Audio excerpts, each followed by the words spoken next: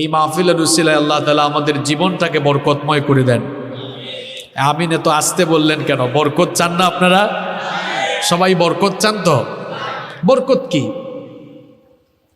এই যে বললেন বরকত চাই, হ্যাঁ, বরকতটা কি? বরকতুল্লাহ অনেক মানুষের নাম আছে না, মোহাম্মদ বরকতুল্লাহ। এখানে আছে নাকি বরকতুল্লাহ কেউ? হ্যাঁ, আছে না? আচ্ছা, তো বরকত মানে কি ওই বরকতুল্লাহ ভাই? না। প্রশ্ন হচ্ছে, হোয়াট ইজ বারাকা? What do you mean by বারাকা? বারাকা বলতে আপনি কি বুঝেন বলেন তো? শব্দটা বাংলা না আরবি? আমি কিন্তু আলোচনা শুরু করে দিয়েছি, কথা শোনেন ভালো করে। বরকত এটা বাংলা শব্দ না আরবি শব্দ? মাশাআল্লাহ, এভাবে কথা বলবেন। বারাকা ইটস অ্যান অ্যারাবিক ওয়ার্ড, এটা আরবি শব্দ। এর বাংলা অর্থ হচ্ছে প্রাচুর্য, কল্যাণ, সমৃদ্ধি, মঙ্গল ইত্যাদি অর্থে ব্যবহার হয়। বান্দা যখন কোনো কাজ করে কিংবা বান্দার যে কোনো কাজে বা যে কোনো কিছুতে আল্লাহর তরফ থেকে যদি বরকত নাজিল হয়, তাহলে সেটা পরিমাণে যদি অল্প থাকে, পরিমাণে অল্প হলেও সেখানের বান্দার জন্য নেয়ামত, কল্যাণ, সমৃদ্ধি বেড়ে যায় না কমে যায়? অনেকে দেখবেন প্রচুর টাকা ইনকাম করে, কোন দিক দিয়ে আসে কোন দিক দিয়ে যায় নিজেও টের পায় না। মানে তার উপার্জনে কোনো বরকত। বরকত কি বুঝতেছেন আপনারা? অনেক টাকা উপার্জন করলো, লক্ষ লক্ষ কোটি কোটি টাকা। ভাই মাইক একদম ঠিক আছে, ফাটাফাটি, হ্যাঁ, আর যাতে কোনো কমানো বাড়ানো না হয়, ঠিক আছে? আচ্ছা, অনেক টাকা উপার্জন করলো, কোন দিক দিয়ে আসে কোন দিক দিয়ে যায় কিছুই সে টের পায় না। তার মানে তার ইনকামের ভেতরে, উপার্জনের ভেতরে কোনো বরকত নাই। অনেক মানুষ আছে খুব লম্বা হায়াত পেয়েছে, 50, 60, 70 বছর দুনিয়াতে বেঁচেছে। এত বছর বাঁচার পরেও খুব বেশি আমল করতে পারে নাই, তার মানে লোকটার হায়াতের ভেতরে বরকত নাই। তোমরা যারা পড়াশোনা করো, দেখে যায় যে অনেকে খুব পরিশ্রম করে, স্কুলে যায়, ক্লাস করে, পড়াশোনা করে, কিন্তু রেজাল্ট ভালো করে না। বুঝতে হবে তার পড়াশোনায় কোনো বরকত নাই। তাহলে কি বুঝলেন? বরকতটা হচ্ছে এক প্রকার নেয়ামত। এটা যদি আল্লাহর তরফ থেকে কোনো বান্দা পেয়ে যায়, তার যে কোনো কাজের ভেতরে যদি আল্লাহর তরফ থেকে বান্দা বরকত পেয়ে যায়, তাহলে বান্দা আল্লাহর কাছ থেকে প্রাচুর্য এবং নেয়ামত পেয়ে তার অল্প যে কোনো কাজেও সে আল্লাহর তরফ থেকে সমৃদ্ধি পেয়ে যাবে। সুবহানাল্লাহ। আজ আমাদের অনেকের জীবনে বরকত নাই, হায়াতে বরকত নাই, ঘরে বরকত নাই, জীবনে বরকত নাই, আয় ইনকামে বরকত নাই। কি বলেন? এইরকম রুগী অনেকে আছে না নাই? মানে বরকতহীন রুগী, কোনো জায়গায় তার বরকত নাই। এর কারণ কি? এর কারণ হচ্ছে বরকত আসার জন্য যে কাজ করা দরকার ওই কাজগুলো বান্দা করে না, এজন্য বান্দা তার জীবনে বরকত পায় না। আপনারা সবাই বরকত চান তো? জীবনে বরকত চান না? কে কে হাত তুলেন তো দেখি। এই আল্লাহর কুতুব, বরকত চান না আপনারা? এই দেখেন একজন এখনো হাত এমনি মারে। অসুবিধা নাই, এই যে আপনারা হাসলেন, এটা মানুষের স্বভাব। আমাদের কেউ ভুল করলে আমরা হাসাহাসি করি, তাকে নিয়ে তামাশা করি, লজ্জা দেই, শাস্তি দেই, আর আমার আল্লাহ অপরাধী পেলেই তারে মাফ করে দেন। ঠিক না? সুবহানাল্লাহ বলেন। সব জায়গায় খালি ঠিক ঠিক ঠিক। যারা হাত তুলে ফেলেছেন, বুঝে তুলছে না না বুঝে তুলছে? অসুবিধা নাই, আল্লাহ বাহিরেরটা নেন না, আল্লাহ নেন কোনটা? ভেতরেরটা। যারা না বুঝে হাত তুলে ফেলেছেন, তারা না বুঝেই তুলছেন, মাফ করে দিবেন কে? তাহলে বরকত পাই না কেন? বরকত আসার কাজ করি না। আমরা সবাই জীবনে বরকত চাই তো? এবার দেখি কারা কারা বরকত চান, দু হাত তুলে দেখান তো। মাশাআল্লাহ, হাতগুলো নামান, আল্লাহ কবুল করেন। আচ্ছা ভাই, বরকত পেতে হলে তো বরকত পাওয়ার কাজ করা লাগবে, তাই না? আচ্ছা, আজ আপনাদেরকে ব্যতিক্রমী কিছু কথা শোনায় যাব ইনশাআল্লাহ। কিছু আমল শোনায় যাব, কি কি কাজ করলে জীবনে বরকত পাবেন। কোরআন থেকে, হাদিস থেকে আমি আজ মাত্র 15টা আমলের কথা বলবো। এই 15টা আমল যদি আপনারা করতে পারেন, আল্লাহর তরফ থেকে বরকত পেয়ে আপনাদের জীবনটা ধন্য হয়ে যাবে ইনশাআল্লাহ। সবাই বরকত চান তো? আচ্ছা, কয়টা কাজ করা লাগবে? এই 15টা কাজ করবেন, এটা বলেছে হাসিবুর রহমান না আল্লাহর কোরআন? কোরআন এবং হাদিসে এগুলো। আচ্ছা, আপনি এই 15টা আমল করবেন, তাহলে দেখবেন জীবনে অনেক বরকত পাবেন।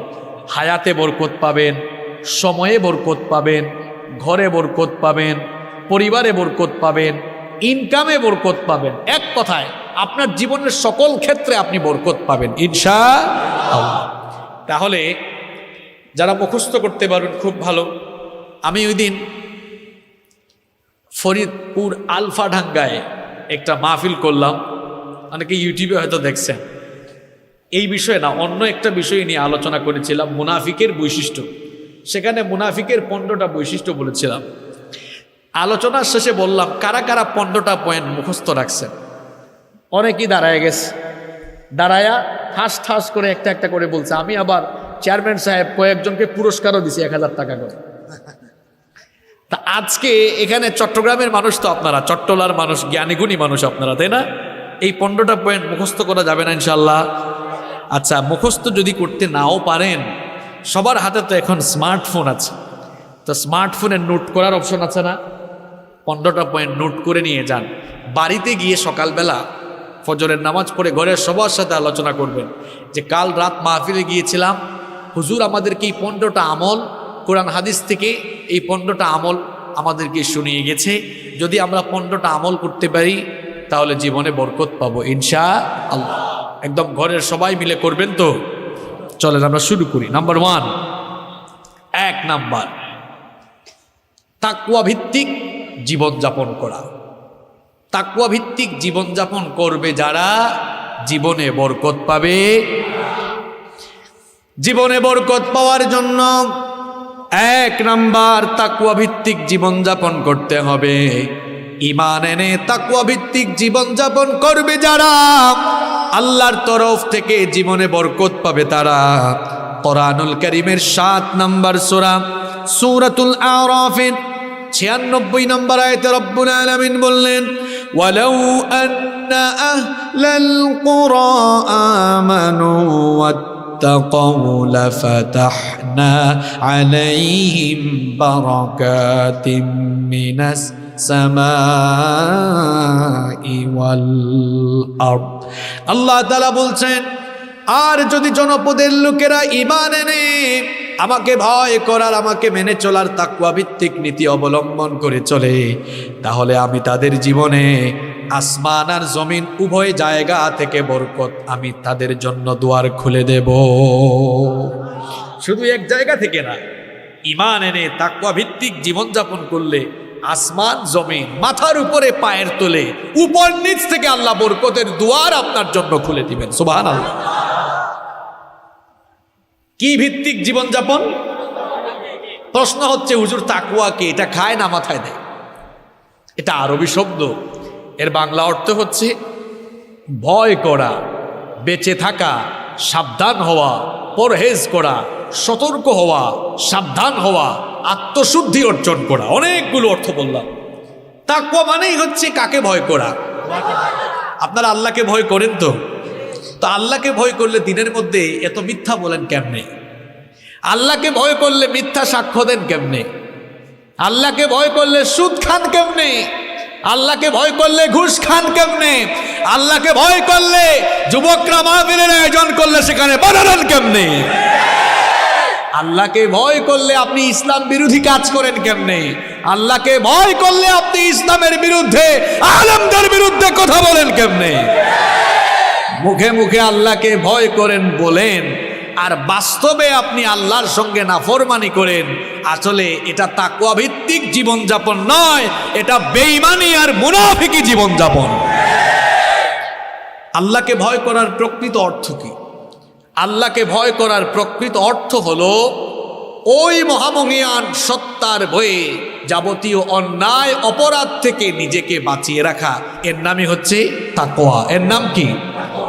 আল্লাহকে ভয় করে যখন আপনি সকল অন্যায় থেকে, সকল অপকর্ম থেকে নিজেকে বাঁচিয়ে রাখতে পারবেন, তখন আপনার জীবনে বরকত যিনি নাজিল করবেন তিনি কে? ঈমান। এটা বড় দামি সম্পদ।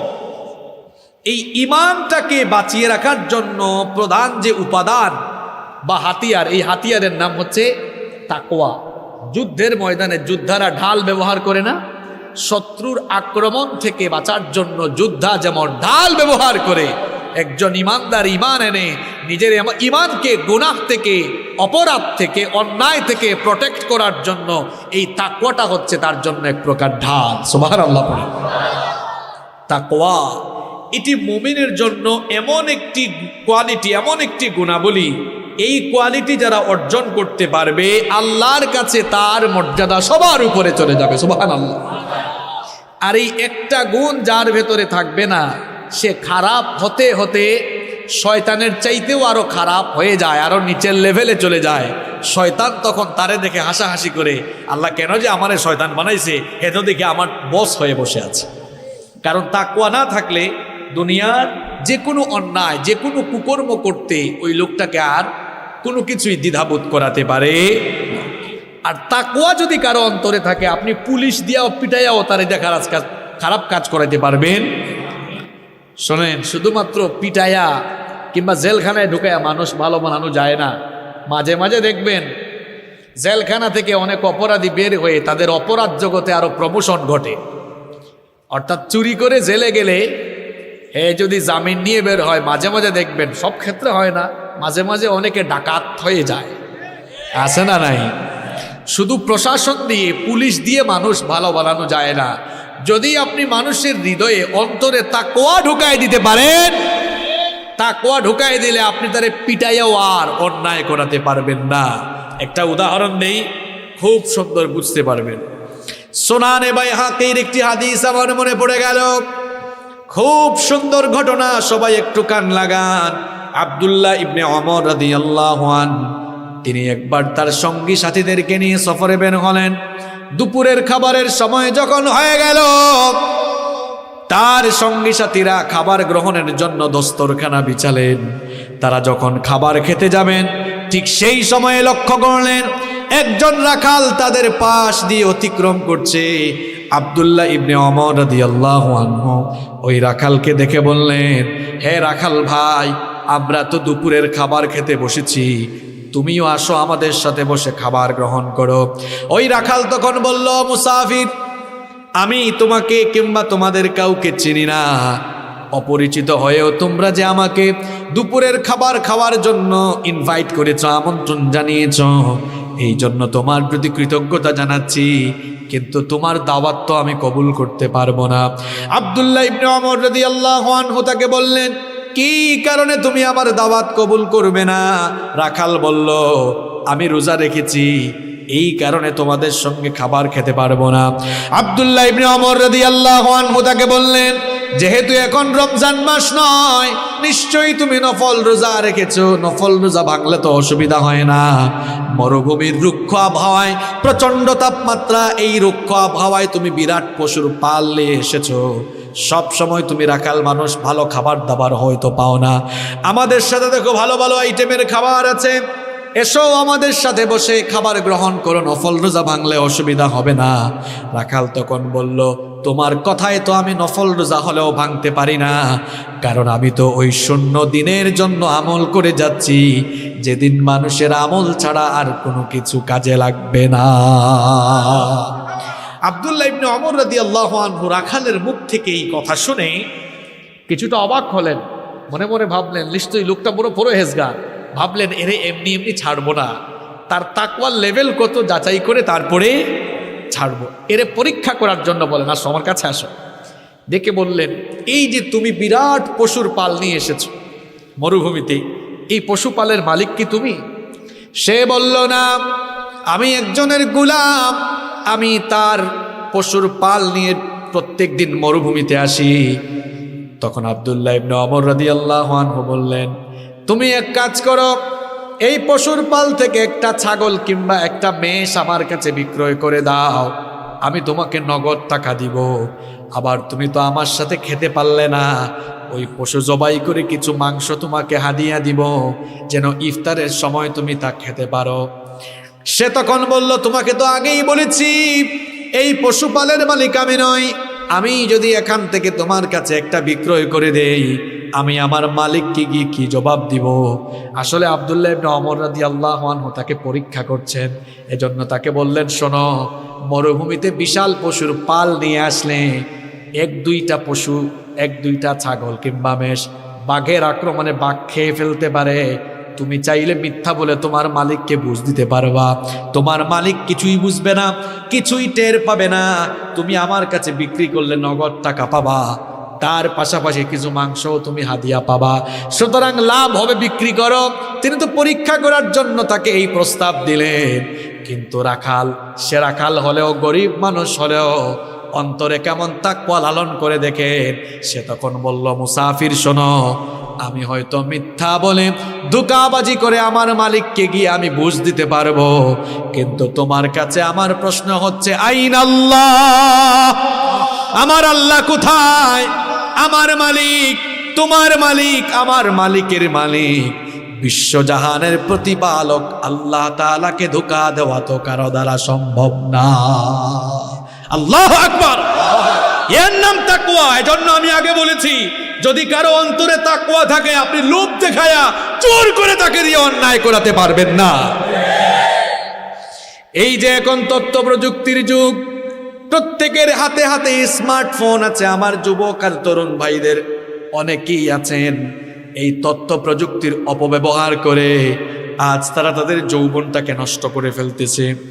আমার কলিজার টুকরা যুবক আর তরুণদেরকে বলতে চাই, রাতের বেলা যখন ঘরে ঘুমাও, হয়তো তুমি ভাবছো আমার হাতে ফোন আছে, ফোনের মধ্যে ইন্টারনেট কানেকশন আছে, আমি আমার রুমে একা ঘুমিয়ে আছি, আমার আব্বু আম্মু অন্য রুমে ঘুমায়, ভাই বোনেরা যার যার রুমে ঘুমায়। এখন আমি আমার রুমে মন ভরে আমি যদি ইউটিউবে গিয়ে সিনেমা দেখি, নাটক দেখি, কেউ টের পাবে না, আব্বু আম্মু দেখবে না, ভাই বোন দেখবে না, আমার যা মন চায় তাই আমি দেখতে পারি। আমার কলিজার টুকরা ভাইরা, বলো তো, কেউ যদি তোমাকে নাও দেখে, একজন তো সব দেখেন, তিনি কি? ওই আল্লাহর ভয় যার কলিজার ভেতরে থাকবে, সে কখনোই অন্যায় পথে, খারাপ পথে, অপরাধ জগতে সে নিজেকে নিয়ে যেতে পারে।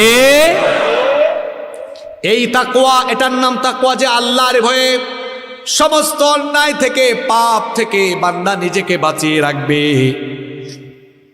যেই বান্দা এই তাকওয়া নামক গুণ অর্জন করবে, ওই বান্দা আল্লাহর ওলি হয়ে যাবে। সুবহানাল্লাহ পড়তে মন চায় না? আমাদের দেশে অনেকে মনে করে যার পূর্বপুরুষ পীর ছিল, পীরের ঘরেই পীর হবে। এটা আমাদের একটা ধারণা। আমরা মনে করি পীর হওয়ার জন্য, অলি হওয়ার জন্য পূর্বপুরুষদের কারো মাজার থাকা লাগবে, কিংবা খানকা শরীফ থাকা লাগবে, দরবার থাকা লাগবে।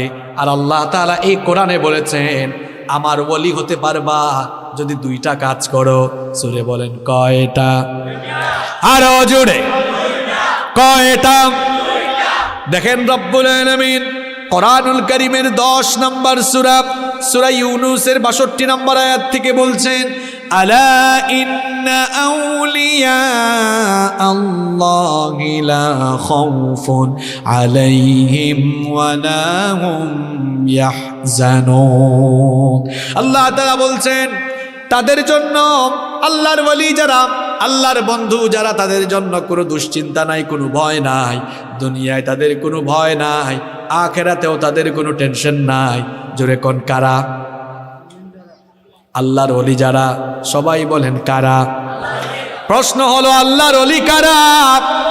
63 নম্বর পরের আয়াতে আল্লাহ বলছেন, আমার ওলি কারা শোনো, আল্লাযীনা আমানু ওয়া কানু ইয়াত্তাকুন। আল্লাহ বলছেন, ঈমানদার যারা এবং তাকওয়াবান যারা, আমার ওলি হলো তারা। ঈমান এনে তাকওয়া ভিত্তিক জীবন যাপন করবে যারা, আল্লাহর ওলি হয়ে যাবে তারা। আর আল্লাহর ওলি হয়ে যাবে তারা, আল্লাহর ওলি হয়ে যাবে যারা, জান্নাতে যাবে তারা। আল্লাহু আকবার।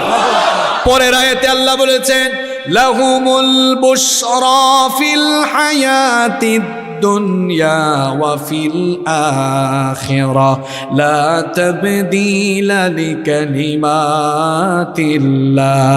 যালিকা হুয়াল ফাওজুল আযীম।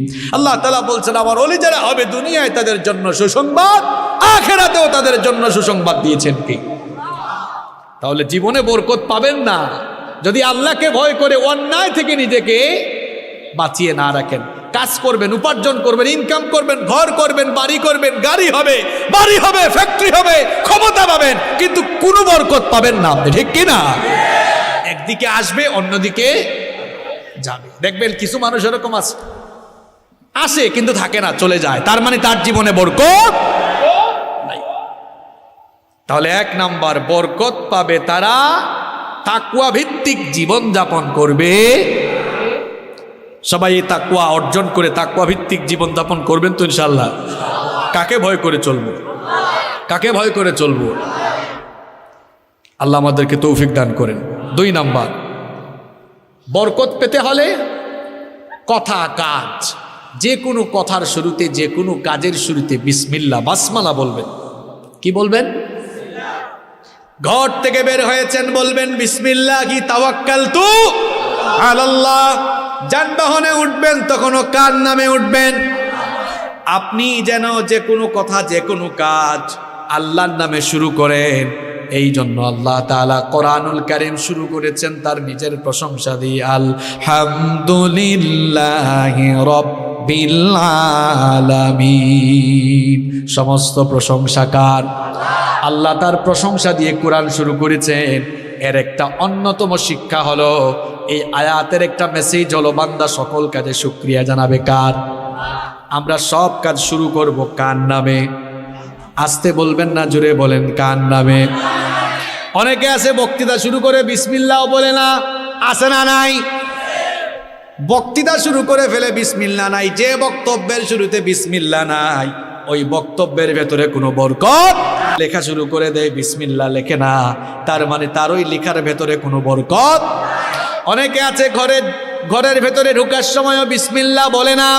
যেই লোক ঘরে ঢোকার সময় বিসমিল্লাহ বলে না, ওই লোকটার ঘরের ভেতরেও কোনো বরকত থাকে। দেখুন হাদিস শরীফ থেকে শোনাচ্ছি, মুসলিম শরীফের হাদিস। জাবির বিন আব্দুল্লাহ হাদিসটি বর্ণনা করেছেন। তিনি বলছেন, আন্নাহু সামিআন নাবিয়্য সাল্লাল্লাহু আলাইহি ওয়াসাল্লাম ইয়াকুল, আমি নবী করিম সাল্লাল্লাহু আলাইহি ওয়াসাল্লামকে বলতে শুনেছি, ইযা দাখালার রাজুলু বাইতাহু ফাযাকারাল্লাহু ইনদা দুখুলিহি ওয়া ইনদা তুআমিহি।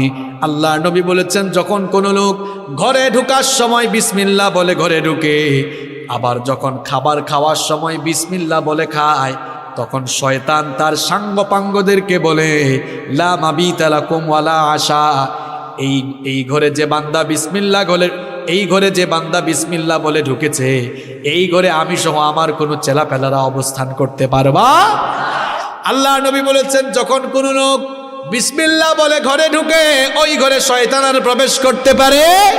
ওই ঘরে শয়তান প্রবেশ করতে পারে না। আবার যখন কোনো বান্দা খাবার সময় বিসমিল্লাহ বলে খায়, ওই খাবারের মধ্যে শয়তান ভাগ বসাতে পারে না।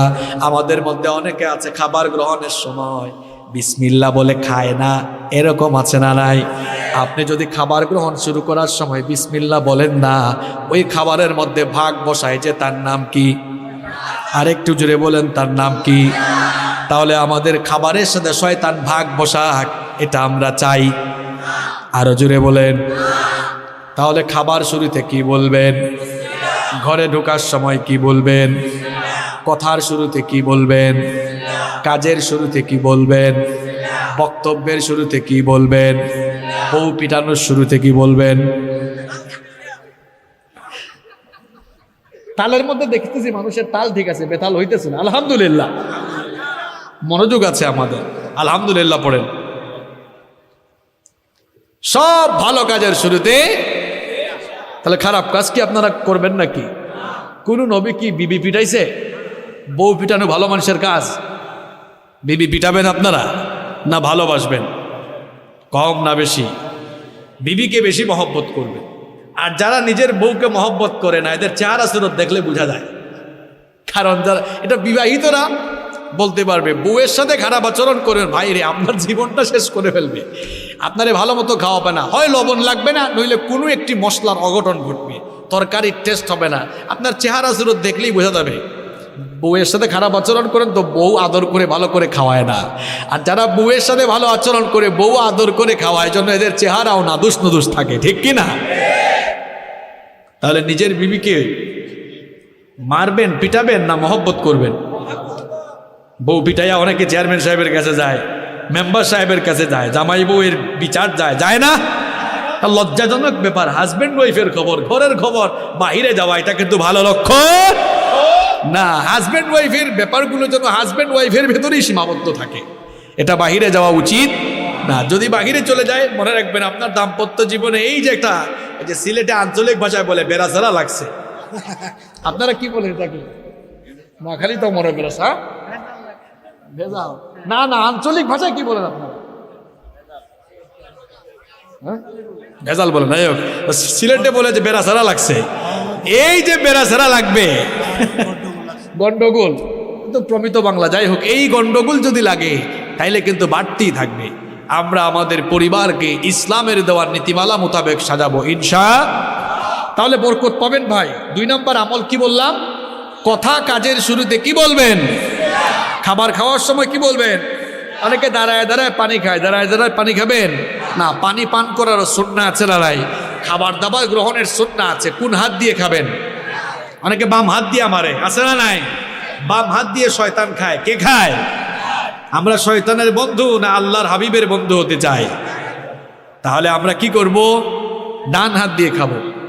অনেকে আছে চামচ লাগায় খায়, চামচ দিয়ে খাওয়া গুনাহ না, কিন্তু আল্লাহ তাআলা অটোমেটিক্যালি আপনার হাতের মধ্যে চামচ দিয়েছেন কয়টা? তো এইটা ধুয়ে আপনি চামচ মারেন কেন? কয় হুজুর আপনি বুঝবেন না, এটা স্টাইল। এটা কি স্টাইল? আর পুষ্টিবিজ্ঞানীরা বলছেন, মানুষ যখন তার এই আঙ্গুল দিয়ে ভাত নেড়ে চেড়ে খায়, তখন তার হজম শক্তি বৃদ্ধি পায়, খাবারের স্বাদ বৃদ্ধি পায়, এবং আঙ্গুল দিয়ে মেখে মেখে মানুষ যে খাবার খায়, ওই খাবারটা পরিপাকতন্ত্রের জন্য অনেক বেশি উপকারী হয়। সুবহানাল্লাহ। এটা হুজুরের কথা না পুষ্টিবিজ্ঞানীদের কথা? তা আপনি চামচ ফালাইয়া থুয়ে হাত দিয়ে মারেন। আমরা তো অনেক সময় বুফে লাঞ্চ হইলে বা যে কোনো জায়গায় আমি গেলে আমার একটা অভ্যাস হলো, এই চামচ চাকো টাকো থইয়া একদম ডিরেক্ট হাত দিয়ে মারুন। কে আপনাকে কি বললো এটা দেখার কোনো সময়?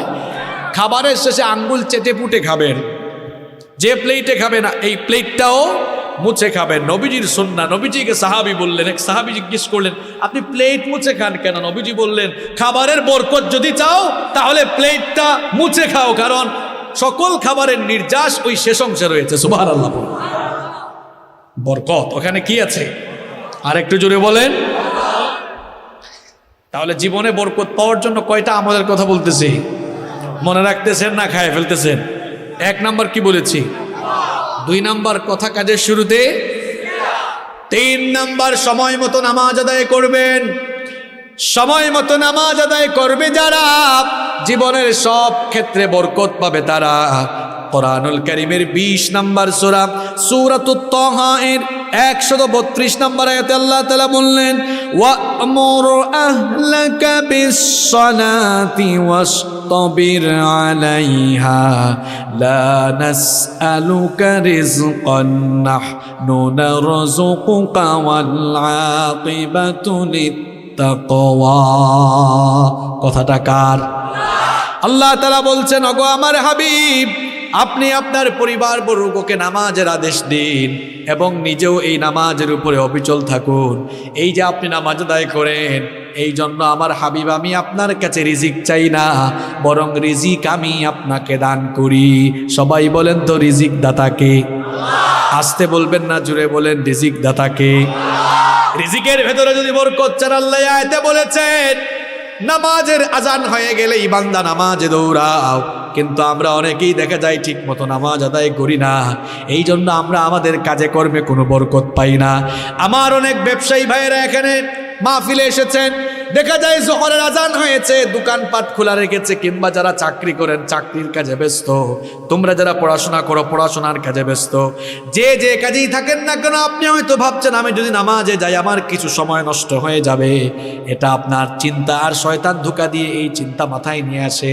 আর অন্যদিকে মুয়াজ্জিন তার বিপরীত কথা বলে, হাইয়া আলাস সালাহ, নামাজের জন্য আসো, হাইয়া আলাল ফালাহ, বান্দারে কল্যাণ যদি চাও কল্যাণের জন্য নামাজে আসো।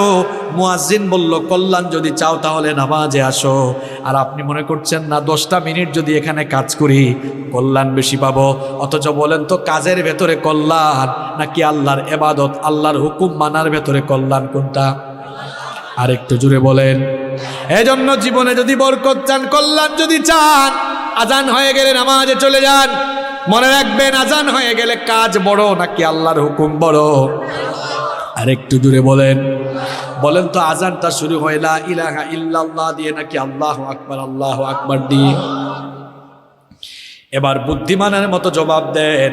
আল্লাহ যদি চাইতেন আজানের প্রথম সেন্টেন্সটা লা ইলাহা ইল্লাল্লাহ দিতে পারতেন কিনা? আল্লাহ চাইলে পারতেন না? কি কারণে আজানের প্রথম সেন্টেন্স আল্লাহু আকবার দেয়া হলো? এর একটা সিগনিফিকেন্স আছে, এর একটা তাৎপর্য আছে। এটা বোঝার জন্য অর্থের দিকে আপনাকে খেয়াল করতে হবে। সবাই বলেন তো দেখি, আল্লাহু আকবার অর্থ আল্লাহ সবচাইতে ছোট নাকি আল্লাহ সবচাইতে বড়? আল্লাহ যদি সবচাইতে বড় হন, আল্লাহর হুকুমটাও বড় না ছোট? তাহলে মুয়াজ্জিন আজান শুরু করে আল্লাহু আকবার দিয়ে মুয়াজ্জিন জানিয়ে দেয় দুনিয়ার মানুষ শোনো, আমার আল্লাহ সবচাইতে বড়। এখন নামাজে আসতে হবে, আমার আল্লাহর হুকুমটাও সবচাইতে বড়। ওই সময় আপনি যে কাজই থাকেন না কেন, আল্লাহর হুকুম নামাজের চাইতে আপনার কাজটা ছোট না বড়? কাজটা ছোট। তাহলে আপনি যদি আজান শোনার পরেও কাজে থাকেন, বুঝাই দিলেন ও মুয়াজ্জিন সাহেব, আপনার আজান আর নামাজের চাইতে আমার কাজ বড়। আমি কি অযৌক্তিক কথা বলেছি? এটাই তো আপনি করেন। ফজরের সময় মুয়াজ্জিন বলে আসসালাতু খায়রুম মিনান নাওম, ঘুম থেকে নামাজ উত্তম। আপনি তখন ঘুমিয়ে বুঝায়া দেন না, নামাজের চাইতে আমার ঘুম উত্তম। আর আমার দেশের ফজরের নামাজের অবস্থা হলো, বলেন তো আমাদের দেশে ফজরের নামাজে মানুষ বেশি না জানাজার নামাজে মানুষ বেশি? জানাজার নামাজ ফরজ আর ফজরের নামাজটা হইল নফল। কি ঠিক আছে আপনাদের? কিছু মানুষ আছে দেখবেন ঢাকা শহরে থাকে, চট্টগ্রাম শহরে থাকে, তার বাসার 50 হাত দূরে মসজিদ। ফজরের আজান শুনে সে মসজিদে যায় না, ঘর থেকে মসজিদ কয় হাত? আর একটু জুড়ে বলেন। ঘর থেকে 50 হাত দূরে মসজিদে যায় না। এখন তার বাড়ি হচ্ছে হাসনাপাড়া। হাসনাপাড়ার একজন মারা গেল, জানাজার নামাজে হাজির হওয়ার জন্য ঢাকা থেকে 9-10 ঘন্টা গাড়ির জ্যাম ঠেলাইয়া চলে আসে। চট্টগ্রাম শহর থেকে এই রাস্তায় তো এখন অনেক বেশি জ্যাম থাকে, 4-5 ঘন্টা লাগে। আমার নিজেরই লাগছে আজকে 5 ঘন্টা, এত জ্যাম। তাহলে এই যে এত ঘন্টা জ্যাম ঠেলাইয়া চলে আসে, বুঝলাম না লোকটার ব্যাপার। এই লোকটার কোনো কিছুই বুঝলাম না। ফজরের নামাজে 50 হাত দূরে মসজিদে গেল না, আর ঘন্টার পর ঘন্টা জার্নি করে জানাজার নামাজে আসলো। এই লোকটার মতলব আপনাদের বোঝা লাগবে। আপনারা না বুঝলেও আমি কিন্তু গবেষণা করে বের করছি। কারণ ফজরের নামাজের আগে বক্তব্য দেওয়ার সুযোগ নাই, জানাজার নামাজের আগে বক্তব্য দেওয়ার সুযোগ আছে। এই বাটপার, তুই ফজরের নামাজে গেলি না কেন? তোর ফজরের নামাজ কোথায় রে? আমাদের নামাজগুলো কিভাবে যায় দেখেন, কবি সুন্দর করে বলেছেন, ঘুমাইয়া কাজা করেছ ফজর, তখনও জাগনি যখন জোহর, হেলায় খেলায় কেটেছে আসর, মাগরিবের ওই শুনিয়া যান, এখনো জামাতে হওরে শামিল, এখনো এর সাথে আছে স্থান, বাজিছে দামামা বাদরে আমামা, শির উঁচু করি মুসলমান, দাওয়াত এসেছে নয়া জামানার, ভাঙা কেল্লায় উড়ে নিশান। আল্লাহ আকবার। এভাবেই তো 5 ওয়াক্তের নামাজ যায়। ফজর ঘুমে, জোহর কাজে কর্মে, আসর খেলাধুলায়, মাগরিব আড্ডায় আড্ডায়, এশা তামাশায়। এভাবে করে আপনার জীবন থেকে নামাজ চলে যাচ্ছে।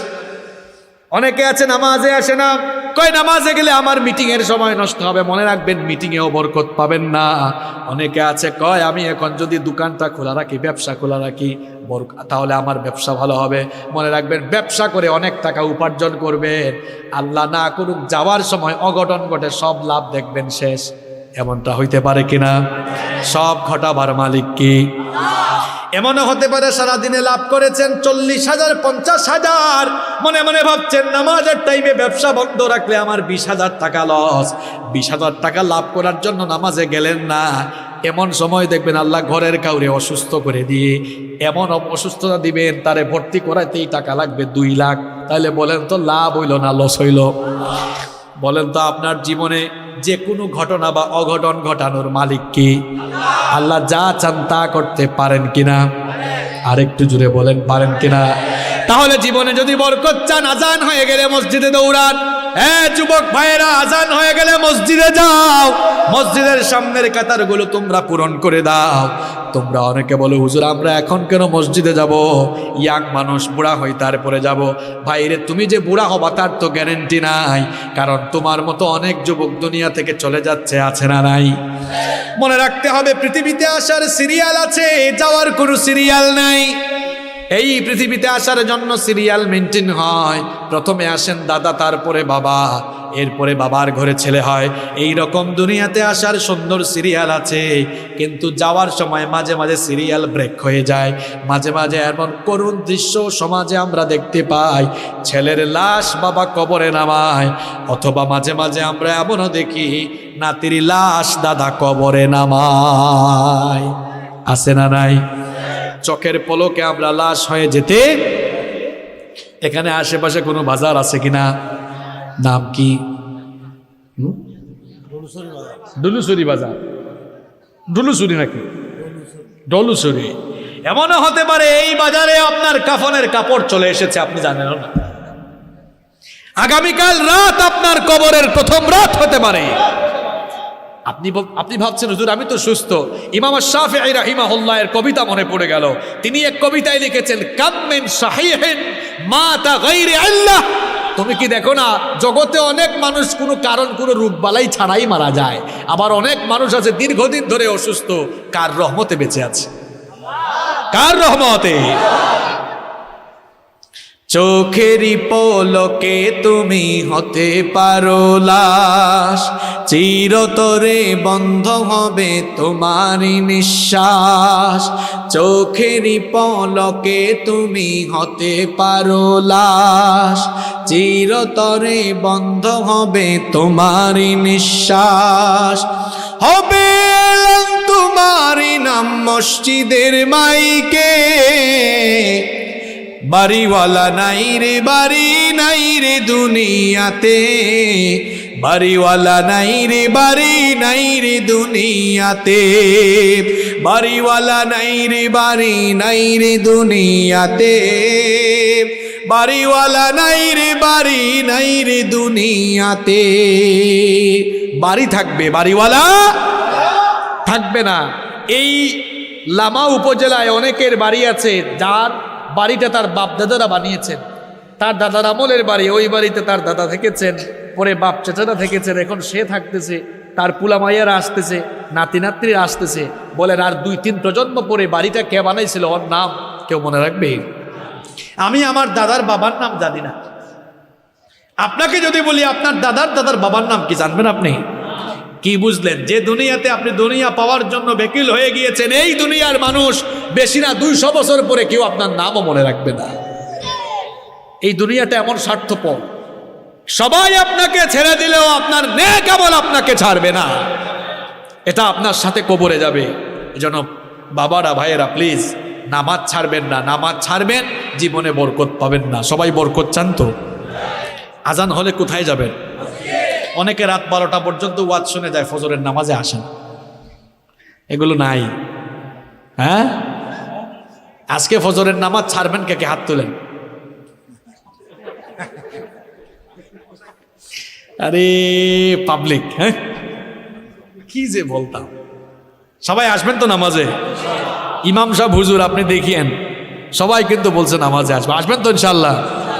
পড়লে নামাজ রাখলে রোজা আল্লাহ রাসূল পাবে সোজা, হালকা হবে পাপের বোঝা করলে ইবাদত, পাবে তুমি রোজ হাসরে প্রতিদানে জান্নাত, প্রতিদানে জান্নাত, প্রতিদানে জান্নাত। মনে রাখবেন, সালাত ইজ দ্য কি অফ সাকসেস। নামাজ হচ্ছে সফলতার চাবি। সালাত ইজ দ্য কি অফ প্যারাডাইস। নামাজ হচ্ছে জান্নাতের চাবি। নামাজ ছাড়া জান্নাতের গন্ধ আপনি পাবেন না। নবীজি বলেছেন, বাইনাল আবদি ওয়াল কুফরি তারকুস সালাহ। আল্লাহর বান্দা আর কাফেরের মধ্যে পার্থক্য হলো নামাজ ছেড়ে দেওয়া। সালাত কায়েম করো, সালাত কায়েম করো, হবে সম্মানী তুমি, হবে জান্নাতি তুমি, দেবে কাল হাসরে শীতল ছায়া আরশে আজিম। রব্বিয়াল আলা, রব্বিয়াল আজিম, রব্বিয়াল আলা, রব্বিয়াল আজিম। আজ থেকে আর নামাজ ছাড়বো না, এই ওয়াদা কি মাহফিলে আমরা করে যেতে পারি? কারা কারা রাজি আছেন হাত তুলেন এবার। মাশাআল্লাহ, আল্লাহ কবুল করেন, বলেন আমিন। কয়টা আমলের কথা বলছি? ভয় পাইয়েন না যে হুজুর তিনটা বলতেই এত সময় লাগাইছে, বাকিগুলো ছোট ছোট। ভয় পাচ্ছেন আপনারা? আমি তো জানি আমি সারা রাত থাকলেও আপনারা এখানে থাকবেন। কি থাকবেন না? আমি তো জানি আপনারা জুকের মতো, জুক বুঝেন তো, এটা আমাকে ভালোবেসে না, কেবলমাত্র আল্লাহর কোরআনের জন্য, ঠিক কিনা? তো কোরআনের জন্য জুকের মতো লেগে থাকতে পারবো না আমরা ইনশাল্লাহ? ভয় পাই না, তার মানে সারা রাত রাখবো না। আমিও অসুস্থ, হ্যাঁ, সংক্ষেপেই শেষ করবো ইনশাল্লাহ। নাম্বার 4, 4 নাম্বার, জীবনে যদি বরকত চান এই কোরআনের সাথে লেগে থাকেন, তাহলে জীবনে বরকত দিয়ে দিবেন কে? এটা বরকতময় কিতাব। কথাটা মোল্লার না, আল্লাহ। এই কিতাবকে বরকতময় বলেছেন কে? কোরআনুল কারীমের 6 নম্বর সূরা সূরাতুল আনআমের 155 নম্বর আয়াতে রব্বুল আলামিন বললেন, ওয়া হাযা কিতাবুন আনজালনাহু মুবারাকুন ফাত্তাবিউহু ওয়াত্তাকু লাআল্লাকুম তুরহামুন। আল্লাহ তাআলা বলছেন, আর এই বরকতময় কিতাব আমি নাজিল করেছি যাতে এই বরকতময় কিতাবের তারা অনুসরণ করে, এই বরকতময় কিতাবকে তারা যেন মেনে চলে। এই বরকতময় কিতাবের অনুসরণ করে আমরা যদি এই বরকতময় কিতাব মেনে কোরআনময় জীবন গঠন করি, কোরআনময় জীবন যদি পরিচালনা করি, তাহলে আমাদের উপর রহমত যিনি করবেন সবাই বলেন তিনি কি? এটা বড় বরকতময় কিতাব। এর সাথে যার সংস্পর্শ লেগে যায় তার মর্যাদা কিভাবে বেড়ে যায় দেখেন। আমার বাবারা, আমার ভাইরা, কান লাগান, সবাই মনোযোগ দিয়ে শোনেন। সবাই একটু জুড়ে বলেন তো, বছরের মধ্যে মাসের সংখ্যা কয়টা? আর একটু জুড়ে বলেন। এবার বলেন তো দেখি, 12 মাসের মধ্যে সবচাইতে মর্যাদা সম্পন্ন মাসের নাম কি? আপনাদেরকে যদি বলি, বলেন কি কারণে রমজান মাসটা এত দামি? আমি জানি সবাই আপনারা জানেন, শাহরু রমাদানাল্লাযী উনজিলা ফীহিল কুরআন। কারণ এই মাসে নাজিল হয়েছে কোরআন। এখন কোরআন নাজিল হওয়ার কারণে অন্যান্য মাসের চাইতে কোরআনের মাস রমজান মাসের মর্যাদা কম না বেশি? এই মাসের বরকতটা কম না বেশি? এবার আমাকে সবাই বলেন তো দেখি, সারা বছরের মধ্যে 365 রাত আছে, সবচাইতে ফজিলতময় বরকতময় রাতের নাম কি? হ্যাঁ, লাইলাতুল কদর। প্রশ্ন হচ্ছে, হুজুর কি কারণে কদরের রাত এত দামি? আল্লাহ বলছেন, ইন্না আনজালনাহু ফি লাইলাতিল কদর। আল্লাহ বলছেন, নিশ্চয়ই এই কদরের রাতে আমি কোরআন নাজিল করেছি। তাহলে দেখেন, 12 মাসের মধ্যে রমজান মাস সবচেয়ে বরকতময় মাস, কারণ এই মাসে কোরআন নাজিল করেছেন কে? আবার দেখেন 365 রাতের ভেতরে কদরের রাত সবচাইতে বেশি বরকতময়, কারণ কদরের রাতে কোরআন নাজিল করেছেন কে? পৃথিবীতে অসংখ্য ভাষা রয়েছে, বাংলা, হিন্দি, সিন্ধি, উর্দু, ফার্সি, আরবি, চাইনিজ, কত জাতের ভাষা। সবচাইতে বরকতের ভাষা, দামি ভাষা কোনটা? আর একটু জুড়ে বলেন কি কারণ? আল্লাহ বলছেন ইন্না আনজালনাহু কুরআনান আরাবিয়্যান লাআল্লাকুম তা'কিলুন। আল্লাহ বলছেন এই আরবি ভাষা আমি কোরআন নাজিল করেছি, এই জন্য সকল ভাষার চাইতে আরবি ভাষার দাম কম না বেশি? এই দেখেন কাঠ দিয়ে সোফা বানানো হয়, চেয়ার টেবিল ফার্নিচার আসবাবপত্র বানানো হয়। আলোচনা শুরুর পর থেকে এই যে দেখেন টেবিলের সাথে আমার পা লাগতেছে, আপনাদের অনেকের লাগতেছে। বলেন তো এই কারণে কি সম্মান বা ভক্তি করেছে আমি এই টেবিলকে চুমু খেয়েছি নাকি? আরেকটু জোরে বলেন। কিন্তু কাঠ দিয়ে যখন এই রেহাল বানানো হয়, কাঠের 2টা টুকরা মাত্র, কাঠের 2টা টুকরা দিয়ে রেহাল বানানোর পরে এর উপরে যখন কিতাব রাখা হয়, বলেন তো এই 2টা টুকরার মর্যাদা তখন বাড়ে না কমে? এই রেহাল যখন আমাদের হাত থেকে পড়ে যায় কিংবা পা লেগে যায়, মানুষেরা কাঠের 2টা টুকরা সামনে নিয়ে চুমু খায়, বুকের সঙ্গে জড়ায় ধরে। বলেন তো কোন কিতাব লাগার কারণে এই কাঠের টুকরার মর্যাদা বাড়লো? আমাদের বাসা বাড়িতে আলনা, আলমারির ভেতরে অনেক কাপড় চোপড় আছে, কোনো কাপড় টান দিতে গেলে পায়ের তলায় পড়ে গেলে আমরা সেটাকে নিয়ে কেউ চুমু খাই না, বুকের সঙ্গে জড়িয়ে ধরি না। কিন্তু ছোট্ট একটা কাপড় দিয়ে যখন গিলাফ, জিলবাব কিংবা বস্তুনি বানানো হয়, আর সেটা যখন আমাদের হাত থেকে পড়ে যায়, মানুষ মুখের সামনে নিয়ে চুমু খায়, বুকের সঙ্গে জড়িয়ে ধরে। কোন কিতাব ওই কাপড়ের সঙ্গে লাগার কারণে? তাহলে দেখেন ভাইয়েরা, কোরআন নাজিলের কারণে যদি রমজান মাসের দাম বাড়ে, কোরআনের কারণে যদি কদরের রাতের দাম বাড়ে, কোরআনের কারণে যদি আরবি ভাষার দাম বাড়ে, কোরআনের কারণে যদি কাঠের 2টা টুকরার দাম বাড়ে, কোরআনের কারণে যদি ছোট্ট বস্তুনি বা গিলাফের দাম বাড়ে, আমরাও তাদের দাম বাড়ায় দিয়েছেন কি? আমরা কোরআনের পক্ষে থাকবো না বিপক্ষে থাকবো? পক্ষে থাকলে মর্যাদা বাড়ায় দিবেন কি? কোরআনময় জীবন গঠন করতে রাজি আছেন? কেমনে কোরআনময় জীবন গঠন করতে হবে? মানতে গেলে জানতে হয়, জানতে গেলে পড়তে হয়। না, স্লোগান ঠিক করেন। মানতে গেলে, সবাই বলতে হবে, মানতে গেলে, জানতে গেলে, মানতে গেলে, জানতে গেলে। এই জানতে গেলে মানতে হয় না, উল্টা পাল্টা লাগাইছো তোমরা বাচ্চারা। মানতে গেলে জানতে হয়, জানতে গেলে পড়তে হয়। কিরে তোমাদের ঘুম টুম নাইনি? আরে বাপরে বাপ, দেখছেন পুচকা পুচকা পুলারা চলে আসছে সব মাহফিলে। আলহামদুলিল্লাহ পড়েন। বোঝা যাচ্ছে যে এই এলাকার ছোট থেকে বড় সবাই কোরআনের জ্ঞান অর্জনের জন্য পাগল পাড়া হয়ে আছে, ঠিক কিনা? দেখেন রাত প্রায় 12টা বাজতেছে, রাত 12, এত রাত পর্যন্ত যেই দেশে ছোট থেকে নিয়ে বৃদ্ধ পর্যন্ত সবাই কোরআনের জন্য জেগে থাকতে পারে, কোরআন বিরোধীদেরকে আমরা সতর্ক করতে চাই, এই দেশে আর কিছু থাকবে না থাক, কোরআন ওয়ালা লোকেরা থাকবেই থাকবে ইনশাআল্লাহ।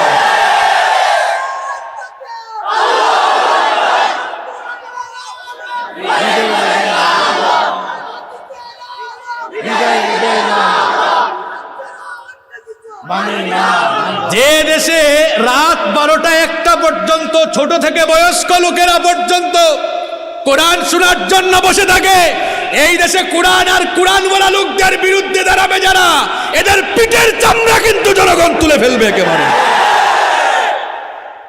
আল্লাহ আমাদেরকে হেদায়াত দান করেন, আল্লাহ আমাদেরকে হেদায়াত দান করেন। অনেক জায়গায় টাকা দিয়া, পয়সা দিয়া, বিরিয়ানি দিয়া মানুষ আনা যায় না। কোরআনের আয়োজন হলে মানুষ নিজের গাটের পয়সা খরচ কইরা না খায়াও চলে আসে। অনেকে আসে কি আসে না? এই জমিন চিনতে হবে। এজন্য নাস্তিক মুরতাদদেরকে আমরা বলতে চাই, এই দেশ অলিয়া উলিয়ার দেশ, এটা আলেম ওলামার দেশ। এই দেশে কোরআনের বিরুদ্ধে কেউ গেলে টিকে থাকতে পারবে না। আল্লাহ আমাদের সবাইকে কোরআনের জন্য কবুল করে নাও। তাহলে সবাই কোরআনের সাথে সম্পর্ক বাড়াবেন তো? কোরআনের সাথে সম্পর্ক বাড়াবেন কেমনে? এই কিতাব পড়বেন, তুতা পাখির মতো না, বুঝে বুঝে পড়বেন, বুঝে বুঝে পড়বেন, মানবেন। তাহলেই দেখবেন গোটা জীবনে বরকত দিয়ে দিবেন কে? চারটা আমল বললাম। নাম্বার 5, জীবনে বরকত চাইলে ভাই সালাম বাড়ায় দেন। সালাম, সালাম মানে কি আপনাদের এলাকা সালাম ভাই না, সালাম যারই পান তাকে কি দিবেন? একটা সালাম দেন তো আপনারা আমারে।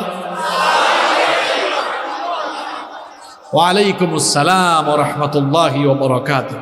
আপনারা ভাবিয়েন না যে হুজুর সালাম নেওয়ার মনে শখ উঠছে এই জন্য আমাদের সবার কাছ থেকে সালাম নেই।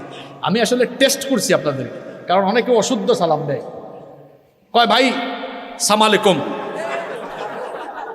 এখন দেখেন তো, সালাম অর্থ শান্তি, উলামায়ে কেরাম এখানে আছেন। সাম অর্থ মৃত্যু, সালাম অর্থ শান্তি, আর সাম অর্থ মৃত্যু। হে যদি বলে সালাম আলাইকুম, টিটকারি করে যদি বলে সালাম আলাইকুম, মানে তুই মরি যা। আর মহিলারা তো স্টাইল করে বলে আসসালামু আলাইকুম। এরা সালাম আলাইকুমেও না, আসসালামু আলাইকুম। আরে বাপরে বাপ, এখানে লোহাগাড়া, লামা, বান্দরবন, এখানে কি এরকম স্টাইলিশ সালাম চলে? হ্যাঁ না, আমরা সালাম শুদ্ধ করে দেব। আমি আপনাদেরকে শুদ্ধ করে দেই, আপনারা জবাব দিয়েন আসসালামু আলাইকুম ওয়া রাহমাতুল্লাহি ওয়া বারাকাতুহু।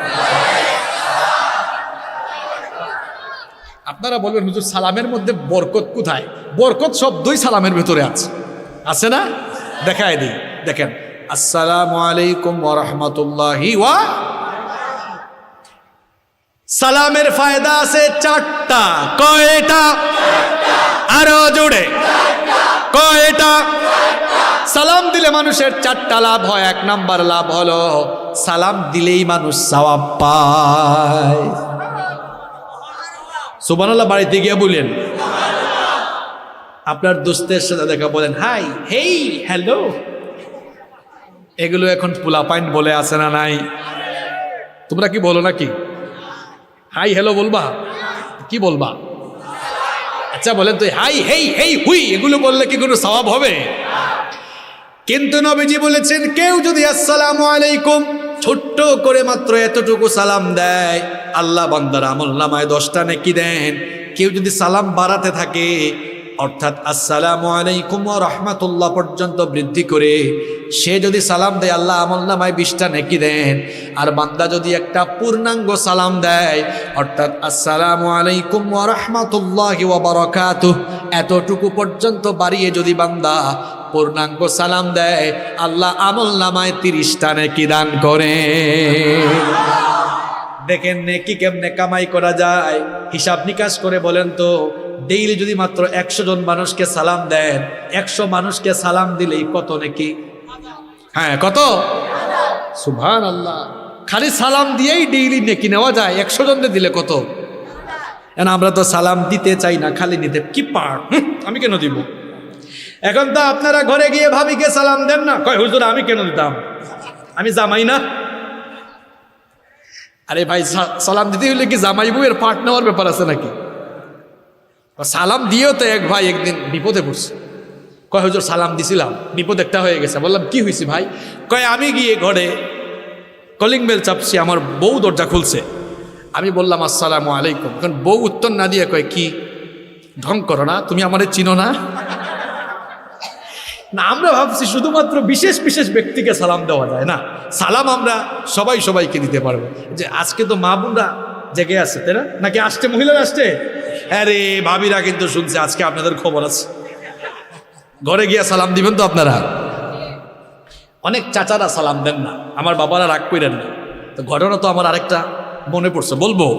এক চাচা চৌরাস্তার মোড় দিয়ে যাচ্ছেন, ওই চৌরাস্তায় কিছু যুবক ছেলে দাঁড়ায় আছে। এরা খেয়াল করে নাই চাচা যে যাচ্ছেন পাশ দিয়ে। এখন চাচা যখন সালাম পায় নাই, চাচা তো ফায়ার, হাই তোর বাপের নাম করে, হাই আরব কেদা শিখস নাই, তোর বাপ বাপ শিখায় নাই। আচ্ছা চাচা, আপনি যদি এই যুবকগুলোকে ধমক না দিয়ে আপনি নিজেই সালাম দিতেন, এই যুবকরা সালাম নেওয়ার পাশাপাশি সালামের শিক্ষা পাইতো না?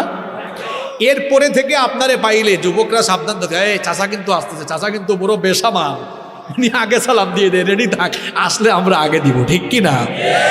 আর ঊর্ধ্বতন থাকলে আমরা তো সালাম অধস্তনকে দিতে চাই না। না, এটা যেন না হয়, বরং আমি ঊর্ধ্বতন জায়গায় থাকলে আমার অধস্তনকে সালাম দিব, এটাই নবীজির সুন্নাহ, ঠিক কি না?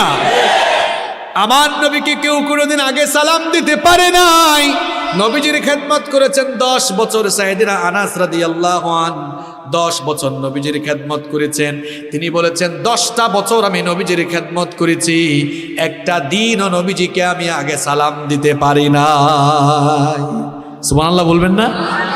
তাহলে আমরা সালাম দিব নাকি নিব? নিব, তবে আগে কি করব? সালাম আমরা আগে। দেখি তো মনে রাখতে পারছেন কিলা? সালাম দিলে কয়টা লাভ? কয়টা? আরো জুড়ে কয়টা বলছি? কয়টা? কয়টা বলছি? একটা। কয়টা? সালাম দিলে কি হয়? সওয়াব হয়। কি হয়? একটা লাভ। 2 নাম্বার, সালাম দিলেই বরকত পাওয়া যায়। যেই ব্যক্তি সালাম দিবে তার উপরে বরকত নাজিল করবেন যিনি, তিনি কে? আবার যে ব্যক্তি সালামের জবাব দিবে, সালাম দাতা সালামের জবাব দাতা, দুইজনের উপরে যিনি বরকত নাজিল করেন তিনি কি? আনাস রাদিয়াল্লাহু আনহুকে নবীজি বললেন, আনাস যখন ঘরে ঢুকবা, ঘরে ঢুকার সময় সালাম দিবা, তাহলে আল্লাহ ঘরবাসী সবার উপরে বরকত নাজিল করবে। সালামের 3 নাম্বার লাভ হলো সালামের মাধ্যমে দোয়া বিনিময় হয়। সালামটা তো একটা দোয়া। সালামের মাধ্যমে আমরা মানুষের মঙ্গল কামনা করি না অমঙ্গল কামনা করি? তাহলে সালাম দিলে দোয়া বিনিময় হয়ে যায়। 4 নাম্বার ফায়দা হলো সালাম যিনি দিবেন এবং যাকে দেওয়া হবে, নবীজি বলেছেন যেই ব্যক্তি সালাম দিবে এবং যাদেরকে সে সালাম দিবে সকলের হেফাজতের নিরাপত্তার দায়িত্ব যিনি নেবেন তিনি কি? তাহলে সালামের লাভ বেশি না লস বেশি? লস তো নাই, লসের প্রশ্নই নাই। আর লাভটাও কম না বেশি? সালামের মধ্যে বরকত আছে না নাই? তাহলে সালাম এখন থেকে বাড়াবেন তো। এই এলাকায় যেন সালামের একটা জোয়ার শুরু হয়। রাস্তাঘাটে পাইলেই কি দিবা? যুবকরা কি দিবা? আরো জোরে বলো, কি দিবা? পেয়ে গেছো তোমার দুস্থকে, আসসালামু আলাইকুম, পারলে পুরাটা দিবা, আসসালামু আলাইকুম ওয়া রাহমাতুল্লাহি ওয়া বারাকাতুহু। পারবেন তো ইনশাআল্লাহ? এরপরে দেখুন, জীবনে বরকত পাওয়ার জন্য 6 নম্বর আমল, নিজের মা বাবা এবং আত্মীয় স্বজনের সাথে সম্পর্ক রাখুন, মা বাবার খেদমত করুন। বরকতের জায়গা হলো মা বাবা। নিজের মা বাবার খেদমত বেশি বেশি করুন। আল্লাহর নবী বলেছেন, বুখারী এবং মুসলিম শরীফের হাদিস, আনাস বিন মালিক রাদিয়াল্লাহু আনহু হাদিসটি বর্ণনা করেছেন। তিনি বলেছেন, আমি নবীজিকে বলতে শুনেছি, মান সাররাহু আইয়াবসুতা লাহু ফি রিজকিহি আও ইউনসা লাহু ফি আথারিহি ফালইয়াসিল রাহিমা। আল্লাহ নবী বলেছেন, যদি কোনো বান্দা তার হায়াতের মধ্যে, জীবনের মধ্যে বরকত চায়, সেজন্য তার নিজের মা বাবা এবং আত্মীয়তার সম্পর্ক রক্ষা করে। অনেক ভাইরা আছে, অনেক টাকার মালিক, কিন্তু মা বাবার খোঁজ খবর রাখে না, আছে না নাই? তাদেরকে আমি বলছি, আপনার এই টাকা পয়সা কিছুই থাকবে না, এগুলোর মধ্যে বরকত পাবেন না। আজ আপনার বাবা অসুস্থ থাকে, আপনি চিকিৎসা করান না, ছোট্টবেলার সব কাহিনী তো ভুলে গিয়েছেন। সামান্য একটু জ্বর হলে, ঠান্ডা লাগলে এই বাপ আপনাকে নিয়ে মেডিকেলে দৌড়ায়েছে।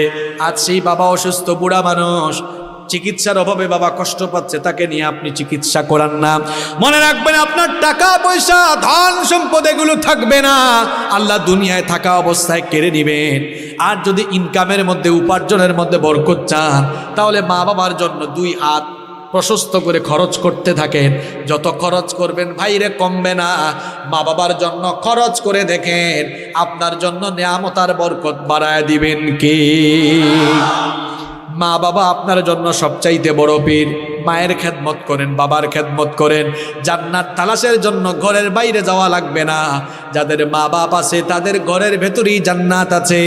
আমার ভাইরা, নবীজি বলেছেন, হুমা জান্নাতুকা হুমা নারুকা। মা বাপ তোমার জন্য জান্নাত, আবার মা বাপ তোমার জন্য জাহান্নাম। মা বাপের খেদমত করে মা বাপকে খুশি করলে জান্নাত দিয়ে দিবেন কে? তাহলে বরকত পাওয়ার জন্য মা বাপের সঙ্গে আমরা রাগ করে কথা বলবো? আরেকটু জোরে বলেন। ধমক দিয়ে কথা বলবো? কর্কশ ভাষায় খাটাসের মতো কথা বলবো? কেমনে কথা বলতে হবে আল্লাহ কোরআনে শিখিয়েছেন। আল্লাহ বলেছেন, ওয়ালা তানহারহুমা ওয়া কুল লাহুমা কওলান কারীমা। আল্লাহু আকবার। খবরদার, তোমার মা বাপকে ধমক দিও না। চক্ষু মুঠা করে রাগ করে কর্কশ ভাষায় কথা বলো না। তোমার মা বাবার সঙ্গে বিনয় হয়ে নম্র আর মার্জিত ভাষায় কোমল কণ্ঠে কথা বলো। শেখাচ্ছেন কি? যুবক ভাইরা খবরদার, মা বাবার সঙ্গে বেয়াদবি করো না, তোমার জীবন নষ্ট হয়ে যাবে। জীবনে আর বরকত পাবা না। তোমার জীবনের সব দিকে খালি গজব নেমে আসবে, উপার্জনে বরকত পাবা না, জীবনে শান্তি পাবা না। আল্লাহ তোমার সুখ শান্তি কেড়ে নিবেন। বলেন তো, টাকা পয়সা দিয়ে কি সুখ শান্তি কিনে নেওয়া যায় নাকি? সুখ শান্তি দেওয়ার মালিককে। দেখবেন সমাজে অনেক মানুষ আছে লক্ষ লক্ষ কোটি টাকা ইনকাম করে রাতের বেলা ঘুমাইতে পারে না, কারণ ঘুম তো টাকা দিয়ে কেনা যায়। আবার অনেক মানুষ দেখবেন রিক্সা চালায়, ভ্যান চালায়, এশার নামাজ পড়ে আলু ভর্তা ডাল ভাত খেয়ে তারপর নাকে তেল দিয়া ঘুমায়। এই গরিব মানুষটার ঘুম আছে, কোটিপতির ঘুম নাই। কি বুঝলেন? টাকা দিয়া ঘুম কেনা যায় না, সুখ শান্তি ঘুম এগুলো কার দেয়া নেয়ামত। খবরদার, মা বাপকে কষ্ট দিয়েছেন, আত্মীয় স্বজনের হক নষ্ট করবেন, আল্লাহ আপনার সুখ শান্তি কেড়ে নেবেন। টাকা পাবেন, পয়সা পাবেন, ক্ষমতা পাবেন, কিন্তু সুখ আর যেগুলা পাবেন একদিকে আসবে, অন্যদিকে ঠাড়া পড়বে, গজব পড়বে, এগুলো আপনার থাকবে। কারণ দেওয়ার মালিক কে? কেড়ে নেওয়ার মালিক। আমরা তো অনেক সময় পাইয়া যিনি দিয়েছেন তারে চিনি না। এই যে আমরা অনেক সময় চেয়ারে বসে গিয়ার বাড়াইয়া দিয়ে আছে দাঁড়াই, আমরা মনে করি যে যখন চেয়ারে সে তখন আমিও এখন গিয়ারে, কারণ আমি চেয়ারে। তবে আমার গিয়ারটা ইসলামের পক্ষে না বিপক্ষে? পক্ষে। ইসলামের পক্ষে গিয়ার থাকলে অসুবিধা নাই। চেয়ারে বসে চেয়ারের গিয়ার যদি ইসলামের বিরুদ্ধে উঠায় দেন, আমি কেবল মনে করায় দিচ্ছি ভাই, রাগ কইরেন না। চেয়ারে বসাইছেন যিনি, বেজ্জত করে জুতার বাড়ি খাওয়ায়া চেয়ার থেকে নামাইতেও পারেন আবার তিনি। দেওয়ার মালিক কে? নেওয়ার মালিক কে? সম্মান দেওয়ার মালিক কে? বেজ্জত করার মালিক কে? তাহলে মা বাবার খেদমত করবেন তো, ভাই বোন আত্মীয় স্বজন সবাইকে দেখবেন তো, তাইলে বরকত দিবেন কি? কষ্ট হচ্ছে? 7 নম্বর আমল, এখন টান হবে, শোনেন ভালো করে। 7 নম্বর আমল হচ্ছে সকাল সকাল কাজ শুরু করবেন। ফজরের নামাজ পড়ে কাজ শুরু করে দিবেন সকালবেলা, আর ঘুমায়েন না। কারণ আল্লাহর নবী দোয়া করে গিয়েছেন, আল্লাহুম্মা বারিক লি উম্মতি ফি বুকুরিহা। ওগো আল্লাহ, আমার উম্মতের আমার উম্মতের মধ্যে যারা সকাল সকাল কাজ শুরু করে তাদের জীবনে বরকত দে। সুবহানাল্লাহ। অনেকে সকালবেলা ঘুমায় থাকে না। সকালের দেখবেন আবহাওয়াটা, যারা ফজরের নামাজি আপনারা দেখবেন যে সকালবেলা ফজরের নামাজ পড়ে বের হলে একটা ঠান্ডা ঠান্ডা মৃদু মৃদু আবহাওয়া, ভালো লাগে না এটা? সকাল সকাল কাজ, যার যে কাজ আছে, যে ব্যবসা করেন ব্যবসা, চাকরি করেন চাকরি, যে রাজনীতি করেন রাজনীতি, যে পড়াশোনা করে পড়াশোনা, অর্থাৎ যার যে কাজ একেবারে দিনের শুরুতে দেখবেন আদায় করলে কাজে বরকত পাবেন। আর দেরি করে ঘুম থেকে ওইটা কাজ শুরু করবেন, দেখবেন কাজ একটা শুরু করবেন, সময় শেষ, বরকত আর পাওয়া যাবে না। এই জন্য সকাল সকাল কাজ শুরু করবেন, তাহলে বরকত দিবেন কে? 8 নম্বর, যে কোনো কাজে তাওয়াক্কুল, ভরসা করবেন কার উপরে? কারণ যে ব্যক্তি আল্লাহর উপরে ভরসা করে, আল্লাহ তার জন্য যথেষ্ট। ওমর ইবনুল খাত্তাব রাদিয়াল্লাহু আনহু থেকে হাদিস বর্ণিত হয়েছে, নবীজি বলেছেন, তোমরা যদি যে কোনো কাজে আল্লাহর উপর ভরসা করো, আল্লাহ তাআলা পাখিকে যেভাবে রিজিক দান করেন, আল্লাহ তোমাদেরকেও সেভাবে রিজিক দান করবেন। তাহলে ভরসা করব আমরা কার উপরে? আরেকটু জোরে বলেন, কার উপরে? তাহলে বরকত দিবেন কি? নাম্বার 9 নাম্বার, সব সময় ইস্তেগফারের সাথে লেগে থাকবেন। সুযোগ পাইছেন, সময় পেয়েছেন, পড়বেন আস্তাগফিরুল্লাহ। আস্তাগফি বাক্যটা ছোট না বড়? হ্যাঁ, ছোট না বড়? পাওয়ার কম না বেশি? অনেক পাওয়ারফুল একটা বাক্য। নবীজি বলেছেন, এই আস্তাগফিরুল্লাহ, এই বাক্যটি পড়ে যারা আল্লাহর কাছে মাফ চাই, ইস্তেগফার করে, ওই বান্দার আমলের খাতায় যদি সমুদ্রের ফেনা পরিমাণ গুনাহ থাকে, আল্লাহ বান্দার সমুদ্রের ফেনা পরিমাণ গুনাহ থাকলেও তা মাফ করে দিবে। সব সময় সুযোগ পাইলে, সময় পাইছেন, পড়বেন আস্তাগফিরুল্লাহ। এই যে আপনি মাহফিল শেষ করে বাড়িতে যাবেন, যাওয়ার সময় পড়বেন আস্তাগফি। বলবেন, হুজুর এই আমলটা শেখাচ্ছেন কেন? এটা হচ্ছে নবীজির আমল। উলামায়ে কেরাম এখানে বসে আছেন, আল্লাহ নবী বলেছেন, ওয়াল্লাহি ইন্নী লা আস্তাগফিরুল্লাহ ফিল ইয়াউমি আকতারা মিন 70 মাররা, বুখারীর হাদিস। নবীজি বলেছেন আল্লাহর কসম, আমি নবী হওয়ার পরেও ডেইলি 70 বার আল্লাহর কাছে ইস্তেগফার করি। আবার মুসলিম শরীফের অন্য হাদিসে এসেছে ফাইন্নী আতুবু ইলাইহি ফিল ইয়াউমি 100 মাররা, আমি রেগুলার 100 বার আল্লাহর কাছে তওবা করি। সুবহানাল্লাহ। নবীর জীবনে গুনাহ আছে? আসতে বলতেছেন কেন? জোরে বলেন। গুনাহের ছিটা ফুটা আছে? যেই নবী জন্ম থেকে ওফাত পর্যন্ত, নবুয়তের আগেও মাসুম পরেও মাসুম, ওই নবীর গুনাহ টুনা নাই, তারপরও 100 বার আস্তাগফিরুল্লাহ নবী পড়েন। আর আমরা তার পাপী উম্মত, আমরা আরো বাড়াইয়ে পড়া দরকার না কমায়া পড়া দরকার? পড়বেন তো ইনশাল্লাহ। আমরা তো লাভ ছাড়া কোনো কাম করি না।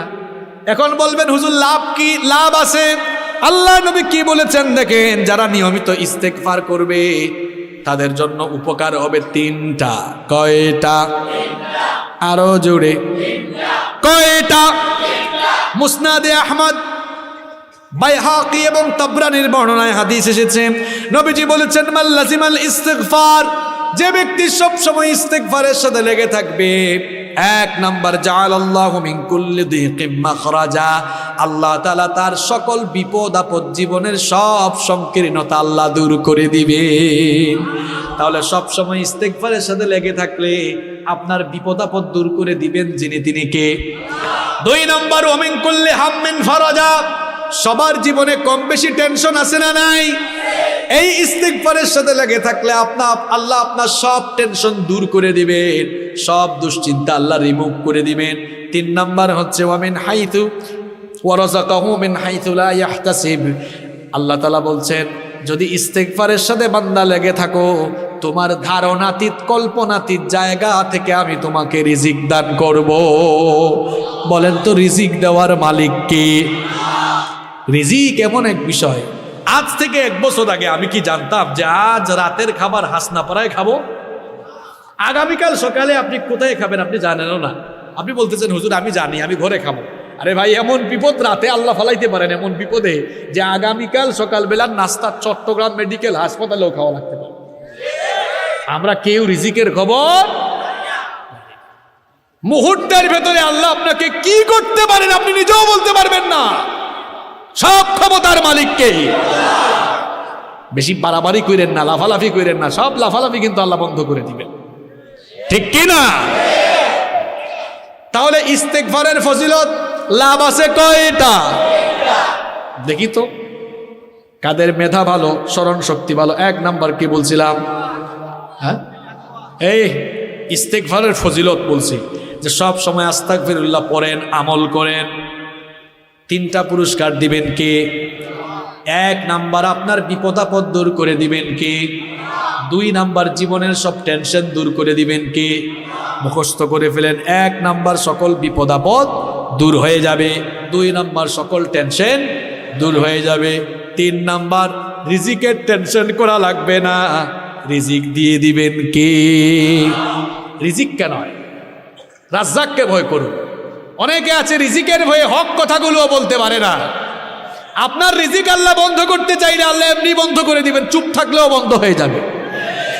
আর আল্লাহ যদি আপনার রিজিক দেন, গোটা দুনিয়ার মানুষ আপনার রিজিক বন্ধ করে দিলেও আপনার রিজিক আল্লাহ বন্ধ না করলে কেউ বন্ধ করতে পারবে না। আর আল্লাহ যদি আপনার উপর ঠড়া ফলায়, আপনার কোনো মামু খালু আপনারে বাঁচাইতে পারবে না, ঠিক কি না? তাহলে 9 নাম্বার আমল বললাম, সব সময় আমরা কি পড়ব? আরো জোরে বলেন। 10 নাম্বার হালাল উপায়ে, হালাল উপায়ে উপার্জন করবেন, হালাল খাবার খাবেন। সারাদিন হারাম খাইয়া তারপরে আমরা দোয়া করি। এখন 3.5 হাত বডিটা তো আপনি হারাম বানায় ফেলেছেন। মানুষের চামচামি করে করে, তাগুদের চামচামি করে করে ইসলামের বিরোধিতা করে টাকা কামাই করেন। ওই টাকা খাইয়া নিজের পুলামাইয়ারে খাওয়াইয়া তারপরে নামাজে গিয়ে হাত তুলে দোয়া করেন, আল্লাহ ঠেকছে আপনার দোয়া কবুল করবে।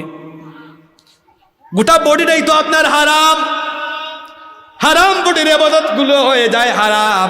আর মনে রাখবেন হারামে নাই কোনো আরাম, হারামে নাই কোনো হারাম উপার্জন করছে যারা আরাম পাবে না, একদিকে আসবে অন্যদিকে। এই যে অনেক ঘুষখোর আছে, ঘুষ খায় আছে না নাই? ঘুষ খাইতে খাইতে মানুষগুলোরে চিপায় ফালাইতে ফালাইতে অবস্থা খারাপ আছে না নাই? এই যে ঘুষখোর ঘুষ খাইলো 2 লাখ 3 লাখ টাকা, তুই যে খেয়ে ফেললি, ঘুষের টাকা নেওয়ার সময় এই চিন্তা কি আসলো না? এই ঘুষের টাকা নেওয়ার 1 ঘন্টা পরেই তো তোর বউ পাগল হয়ে যেতে পারে, তোর বাচ্চা কাচ্চার হাত পা ভেঙে যেতে পারে। এই জন্য বলেছি হারামে পাবে না তুমি আরাম, একদিকে আসবে অন্যদিকে চলে যাবে।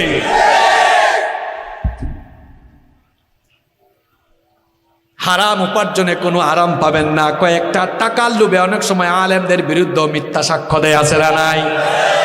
আলেমদের চোখের পানি কিন্তু মারাত্মক।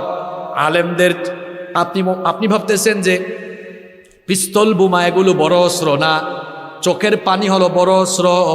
আল্লাহর নবী বলেছেন মজলুমের বদদুয়া, এটা এমন এক বদদুয়া, মজলুমের দোয়া আর আল্লাহর মাঝখানে কোনো পর্দা থাকে।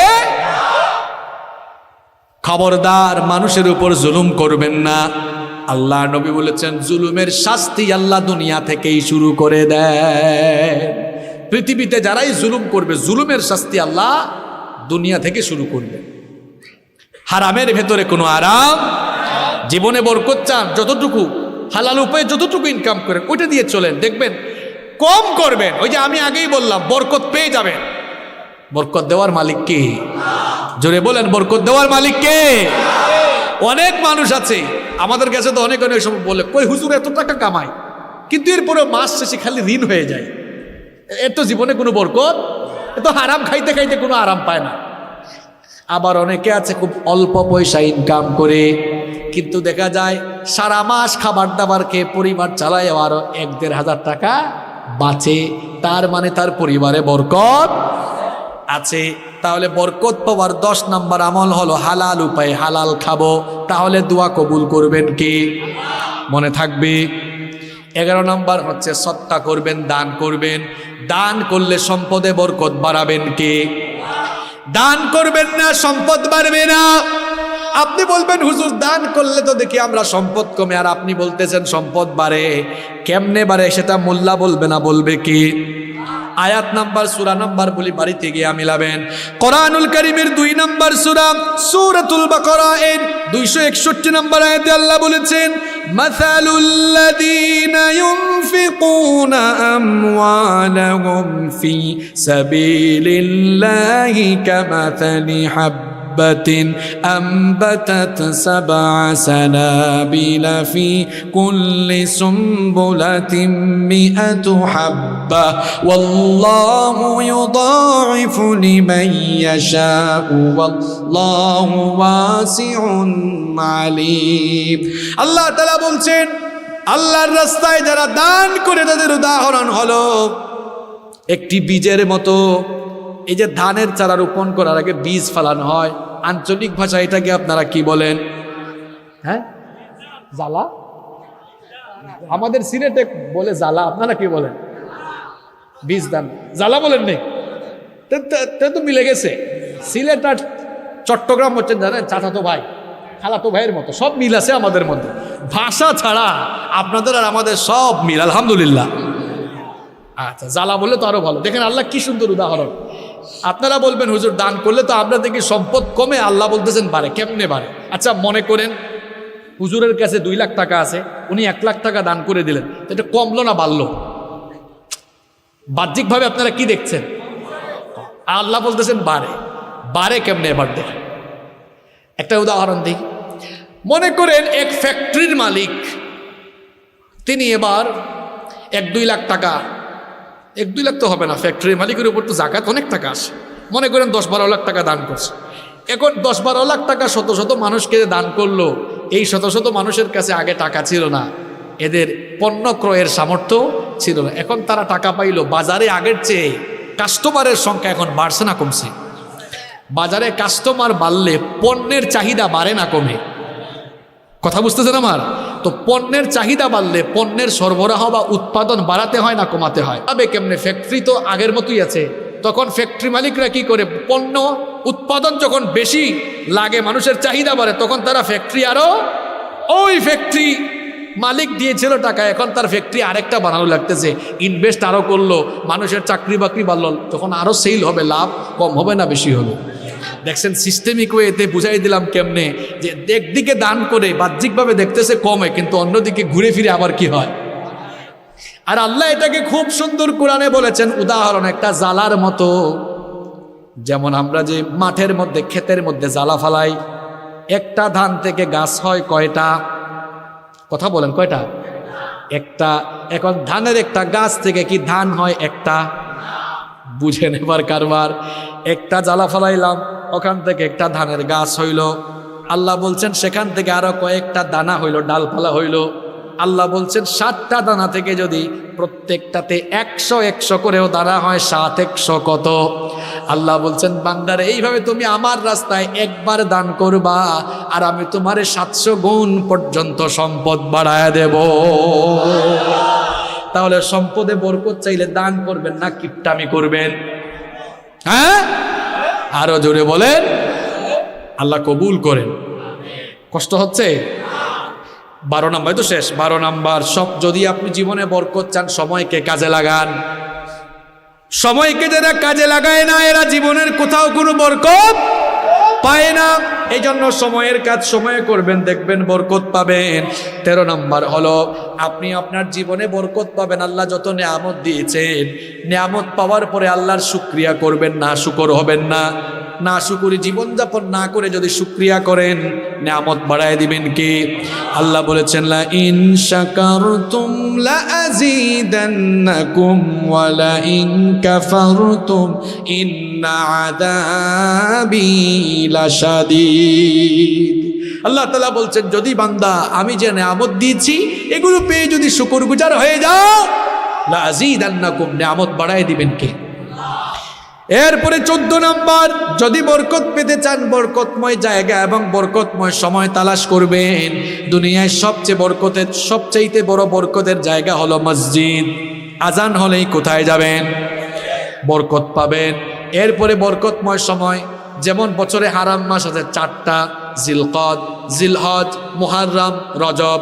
এই মাসগুলোর বিশেষ ফজিলত আছে। তাছাড়া সবচেয়ে ফজিলতের মাস তো রমজান মাস সামনে আসতেছে। সুবহানাল্লাহ পড়ে আল্লাহুম্মা বাল্লিগনা রমাদান। আল্লাহ আমাদেরকে রমজান পর্যন্ত পৌঁছায় দেন। আরো আসতে বলেন আমিন। একটি বছর পরে আবার ফিরে এলো মাহে রমজান।